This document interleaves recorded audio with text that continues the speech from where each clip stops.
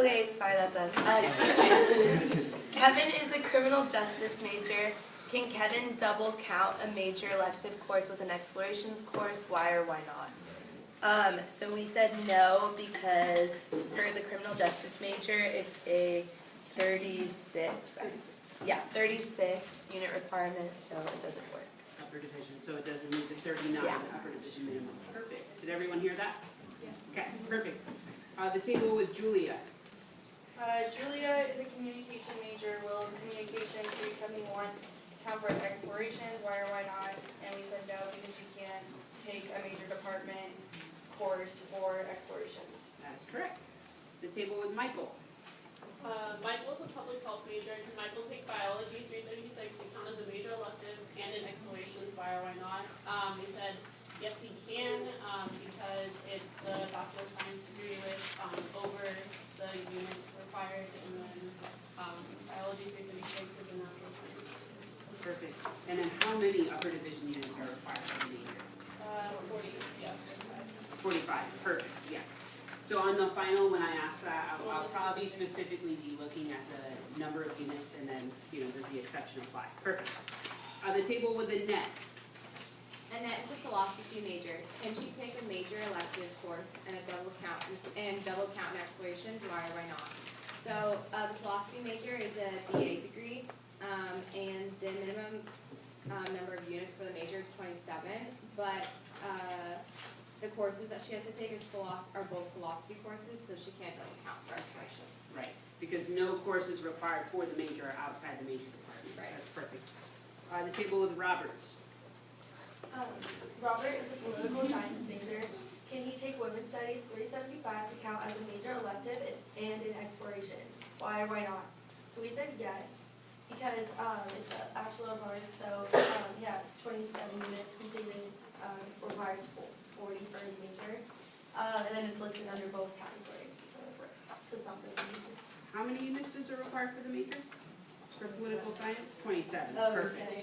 Yeah, perfect, perfect. And then the exception being used is the 27 minimum, correct? Yeah. Perfect. So yes, women's studies 375 will double count for him. And then the table with Emma. And remember the key word was without for that one, thank you. So Emma's a geological sciences major without an emphasis. Can she take recreation and tourism management 305 to count as a major elective and in explorations? Why or why not? So geological sciences is a BA and then the minimum requirement for upper division is 24 units, so she can. Right. And that one had a key word. So the key word, which I didn't properly print on the card, but the key word was geological sciences without an emphasis. And the reason why that was a key word was because if you looked at the geological sciences with emphasis, some of the emphasis did actually qualify for the exception. But geological sciences, because the ones with emphasis were what type of degree? Can anyone flip to geological sciences and tell me?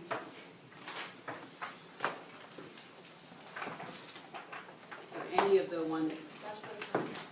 it's a Bachelor of Science, right? So it has a different requirement.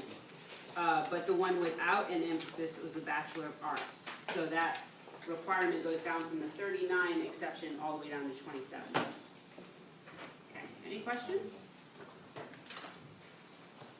Okay. Do you feel pretty solid with that, with the exceptions? Perfect. Okay. So let's kind of revisit major requirements. So the major department website will always have additional information. So like for example, I just showed the business website for the majors, and then underneath that is the full list of all the major advisors for every major.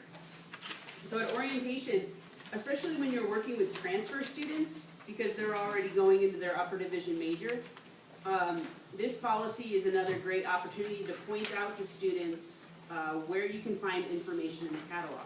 Freshmen are not going to be concerned with this policy because they've got a long ways to go, right? And with freshmen, I talk about it very, very briefly, but I don't really go into it. I'm not the only one that heard that, right? No. Just making sure. Never be too careful. So, especially when we're working with transfer students, there's a lot of policies, so we want to make sure that we point out this is yet another policy. So when we give the degree requirements presentation, we spend a lot of time in those pages that we've spent time in, the tan pages. And I definitely point out the numbers that they need to read through, but I don't have time to go through every single one. So we want to reinforce the importance of reading the catalog, and when you're reinforcing this importance, you can kind of say to students, you know, this may allow you the opportunity to complete requirements more efficiently. No student's going to get mad at you when they find out there might be a way to finish requirements more efficiently. In addition to the catalog, the student can use the major department website as another resource for major information. So like I said, I put up the business website, and if it's actually up.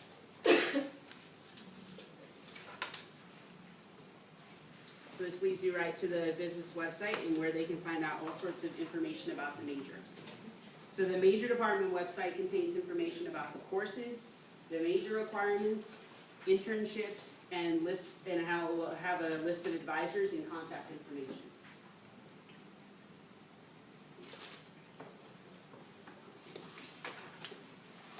Okay.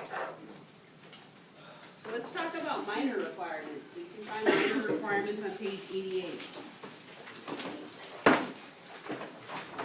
So those are listed under item C on the lower left. So at some point you can read this paragraph on page 88 about minors, but a few key points from page 88 include a minor is only necessary if it's required by the major.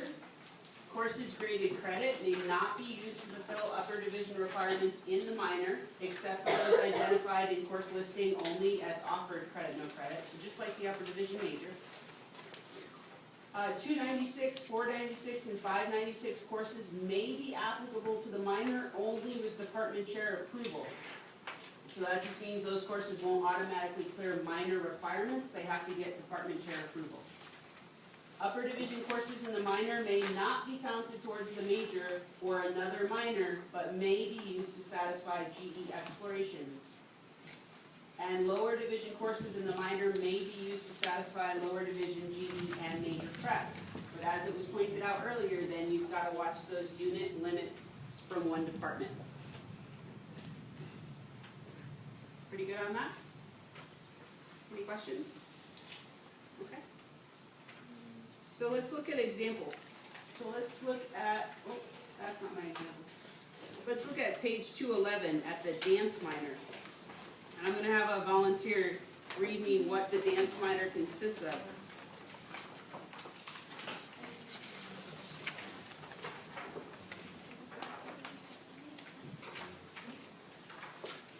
Can I have a volunteer read me what the dance minor consists of? Yes, please. The minor in dance consists of a minimum of 23 units in dance, of which 9 units must be upper division, to include dance 181, 183, 221, 241, 250, 350, 380, and 4 units selected from dance 371, 471, or 481. All minors are required to usher 2 performances per semester. Perfect. Thank you. So just like with the major prep, again, you can double count lower division minor courses with your GE. So Dance 181 is part of the minor requirements. It's also a course that's approved for GE Humanities Area 2. Okay, so it'll double count. So to recap double counting, so what are all the situations you can double count courses? So you can always double count in major prep in lower division GE. You can double count in lower division minor and lower division GE. And you can double count in major prep and lower division minor. Okay? And we also talked about that exception where you might be allowed to double count GE explorations in a major elective, not in the major department. So what are the no's where you can't double count? You cannot double count the upper division major and the upper division minor. You can't double count the upper division major and the upper division GE except for that exception. Okay, any questions on that? Yes. By saying like you can't count requirements for the major as a minor, does that mean if you used let's say sociology, as elective courses towards your major, and you're thinking about declaring in sociology, does that not double count in that way? Right, that's exactly right, thank you for that example. Yeah, so, okay, so let's say psychology is your major and you have an option of taking a sociology class as a major elective, and you also have a sociology minor. You cannot use that one, I'm just gonna say sociology 455, I'll make up a class. If it's required by your, it'll go for your major first, and you can't also use it in your minor.